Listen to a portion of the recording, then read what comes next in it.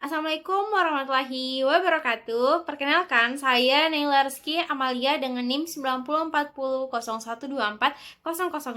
Saya di sini ingin mempresentasikan materi mengenai konsep dasar dari kebijakan moneter dari materi kelompok 11 ekonomi. Itu dia guys, bye-bye. Materi yang pertama adalah bank sentral.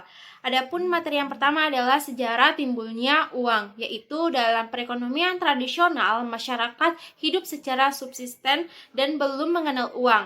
Dalam kegiatan ekonominya, mereka masih menggunakan sistem barter, yakni menukar barang dengan barang yang lain yang membutuhkan barang tersebut. Maksudnya, ia harus mencari barang yang ia butuhkan dan sekaligus membutuhkan barang yang mereka miliki. Hal ini disebut sebagai double condition of one atau kesesuaian ganda dari keinginan. Dengan keterbatasan barter tersebut, mereka membutuhkan alat atau media yang dapat digunakan sebagai alat tukar yang sah dan sangat disepakati oleh semua pihak. Pada masa itu, media yang digunakan untuk melakukan pertukaran adalah uang barang yang dibuat oleh komoditif tertentu seperti emas, perak, maupun kulit kayu karena diterima secara umum yang karena memiliki sifat kelangkaan, yakni mutu antara emas dengan emas lainnya relatif sama dan homogen, tidak mudah rusak dan relatif mudah untuk dibagi-bagi dan disukai oleh banyak orang karena dapat digunakan sebagai perhiasan. Seiring perkembangan kegiatan ekonomi, muncul media transaksi yang bersifat menggantikan ataupun melengkapi fungsi uang, yaitu giral, seperti time deposit atau deposit berjangka, cek, rekening giro, ataupun kartu kredit. Nah, yang kedua adalah peranan uang dalam perekonomian. Yang pertama adalah sebagai alat tukar, memudahkan para pelaku ekonomi untuk melakukan kegiatan ekonominya. Yang kedua adalah suatu nilai. Nilai suatu barang dan jasa dengan mudah ditentukan. Dengan adanya nilai tukar ini dapat dibandingkan dengan mengukur nilai uang yang terkandung dalam barang tersebut. Yang ketiga adalah standar pembayaran yang tertunda. Penundaan pembayaran bagi pedagang tidak menjadi masalah karena pembayaran dapat dilakukan pada waktu yang akan datang dengan menggunakan satuan uang yang dimiliki oleh barang tersebut. Yang keempat adalah penyimpanan nilai. Apabila seseorang tidak ingin memegang uang tunai karena keamanannya tidak terjamin, maka mereka dapat menyimpannya di dalam bank. Nah, yang ketiga adalah konsep uang beredar di Indonesia. Nah, uang beredar adalah kewajiban sistem moneter terhadap sektor swasta domestik. Adapun konsep uang yang beredar ini dibedakan menjadi dua bentuk, yaitu uang beredar dalam arti sempit dan uang beredar dalam arti luas. Yang pertama adalah uang beredar dalam arti sempit, yakni sejumlah uang yang beredar dari uang kartal dan uang giral yang digunakan untuk masyarakat dalam kegiatan ekonominya. Adapun rumusnya yakni di mana M1 ini adalah uang beredar dalam arti sempit, sedangkan C adalah uang kartal dan D adalah uang giral. Uang kartal yang digolongkan dalam jumlah uang beredar hanya uang kartal yang beredar di masyarakat.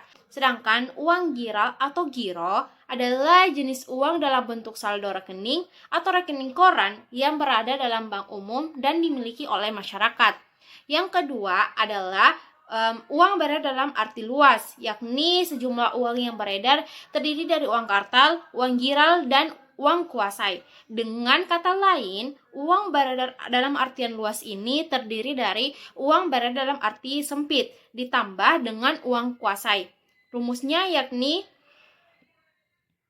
di mana M2 ini adalah uang beredar dalam arti luas, sedangkan T adalah deposit berjangka. Nah, materi yang keempat adalah teori permintaan uang. Teori yang pertama adalah teori Keynes yang mengatakan bahwa permintaan uang dilakukan oleh masyarakat yang didasari oleh 3 motif. Yang pertama adalah motif untuk transaksi, yakni orang yang membutuhkan uang tunai untuk melakukan transaksi pembelian barang atau jasa. Adapun rumusnya yaitu kurva permintaan uang untuk transaksi yakni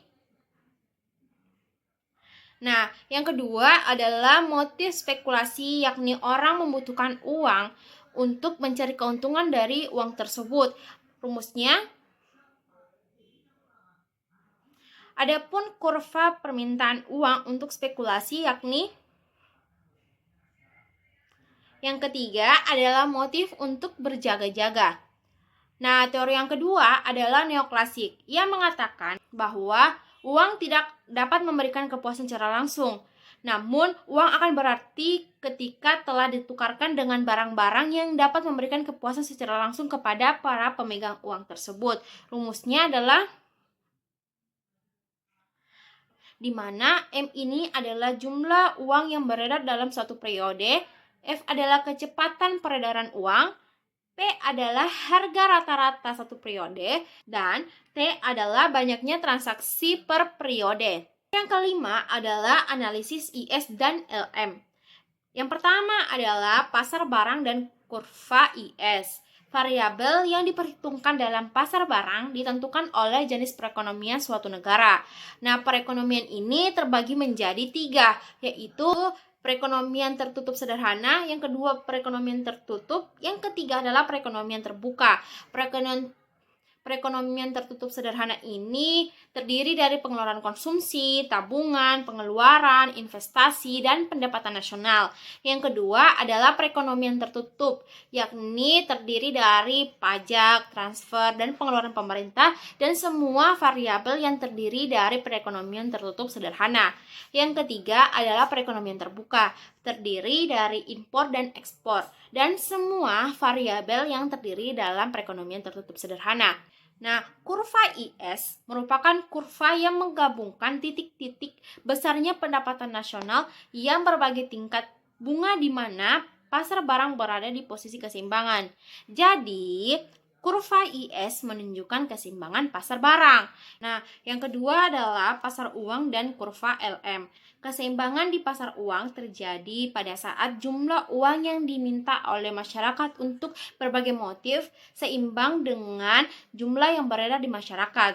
Adapun contoh kurva keseimbangan di pasar uang yakni keseimbangan di pasar uang dapat digambarkan oleh kurva LM.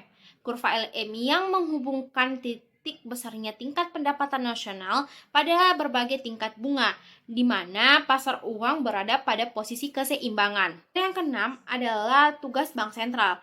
Yang pertama, menerapkan dan melaksanakan kebijakan moneter. Yang kedua, mengatur dan menjaga kelancaran sistem pembayaran. Kedua tugas tersebut perlu diintegrasi agar tujuan untuk mencapai dan memelihara kestabilan nilai rupiah dapat dicapai secara efektif dan efisien. Bank sentral akan menetapkan target yang ingin dicapai untuk mengendalikan kondisi perekonomian. Nah, target ini dibedakan menjadi 2, yaitu target pokok dan target antara. Adapun gambarnya yakni materi yang kedua adalah kebijakan moneter. Yang pertama adalah kerangka kebijakan moneter. Bank Indonesia menganut kerangka kerja yang dinamakan Inflation Targeting Framework atau ETF. Dalam kerangka tersebut, Bank Indonesia mengumumkan sasaran inflasi ke depan pada periode tertentu.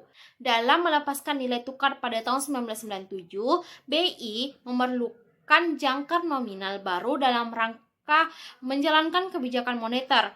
Karena tanpa adanya jangkar nominal, tidak ada kejelasan kemana kebijakan moneter akan diarahkan. Adapun sejumlah alasan mengapa menggunakan jangkar nominal dengan ETF. Yang pertama, lebih mudah dipahami oleh masyarakat. Yang kedua, memfokuskan pada inflasi sebagai prioritas kebijakan moneter sesuai dengan mandat yang diberikan kepada BI. Yang keempat adalah meningkatkan transparansi dan akuntabilitas kebijakan moneter yang mendorong kredibilitas kebijakan moneter. Yang kelima, tidak memerlukan asumsi kestabilan hubungan antara uang yang beredar, output, dan inflasi. Yang kedua adalah transmisi kebijakan moneter. Adapun bagan yang menunjukkan transmisi kebijakan moneter yakni Bank Indonesia atau BI melakukan penguatan kerangka operasi moneter dengan mengenalkan suku bunga acuan atau suku bunga kebijakan baru, yaitu BI 7 day repo rate. Dikarenakan sebagai acuan yang baru memiliki hubungan yang lebih kuat ke suku bunga pasar uang, sifatnya transaksional atau diperdagangkan di pasar dan mendorong pendalaman pasar keuangan. Mekanisme bekerjanya perubahan BI 7 DRR sampai pengaruh inflasi tersebut disebut mekanisme transmisi kebijakan moneter. Dari bagan yang kita lihat tadi, mekanisme transmisi kebijakan moneter bekerja memerlukan waktu di mana masing-masing jalur bisa berbeda dengan yang lainnya. Jalur nilai tukar biasanya bekerja lebih cepat karena dampak perubahan suku bunga kepada nilai tukar bekerja sangat cepat. Nah, materi yang ketiga adalah instrumen kebijakan moneter. Adapun tabel yang menunjukkan instrumen kebijakan moneter yakni yang pertama adalah operasi pasar terbuka yang dilakukan dengan cara melakukan proses jual beli surat berharga. Adapun syarat instrumen operasi terbuka berhasil mengatasi masalah overemployment dan underemployment, yaitu yang pertama adalah bank umum tidak memiliki kelebihan cadangan, yang kedua ada cukup banyak surat berharga yang dijual belikan. Yang kedua adalah suku bunga diskonto yang digunakan oleh bank sentral untuk mengendalikan perekonomian. Tingkat perekonomian mengalami kesulitan atau kelesuan, maka bank sentral akan menurunkan tingkat diskonto. Begitupun sebaliknya, ketika perekonomian mengalami employment, bank sentral akan meningkatkan tingkat diskontonya. Yang ketiga adalah tingkat cadangan wajib, yakni dalam kondisi perekonomian yang mengalami kelesuan, maka bank sentral sebaiknya menurunkan persentase cadangan wajib bank umum. Nah, yang keempat adalah kredit selektif, yakni bank umum diberikan kebebasan menentukan jenis dan tingkat suku bunga atau pinjaman yang mereka salurkan kepada masyarakat. Yang kelima adalah bujukan moral, yang tidak mewajibkan bank umum untuk mengikuti aturan yang ditetapkan oleh bank sentral. Secara ringkas, bank sentral dapat menggunakan instrumen kebijakan moneter untuk mengatasi masalah overemployment dan underemployment seperti tabel berikut. Operasi moneter adalah pelaksanaan kebijakan moneter oleh Bank Indonesia dalam rangka pengendalian moneter melalui operasi pasar terbuka dan standing facilities. Berikut bagannya. Materi yang keempat adalah efektivitas kebijakan moneter. Efektivitas kebijakan moneter ditunjukkan pada kurva dengan mengasumsikan pergeseran kurva IS dan kurva LM. Efektivitas kebijakan moneter akan berpengaruh dalam 3 daerah, yaitu yang pertama, daerah jerat likuiditas di mana kebijakan moneter tidak efektif. Yang kedua adalah daerah tengah, di mana kebijakan moneter kurang efektif. Yang ketiga adalah daerah klasik, di mana kebijakan moneter ini sangat efektif. Nah, itu tadi materi mengenai konsep dasar dari kebijakan moneter dari materi kelompok 11 ekonomi. Itu aja. Sekian. Wassalamualaikum warahmatullahi wabarakatuh. Bye-bye.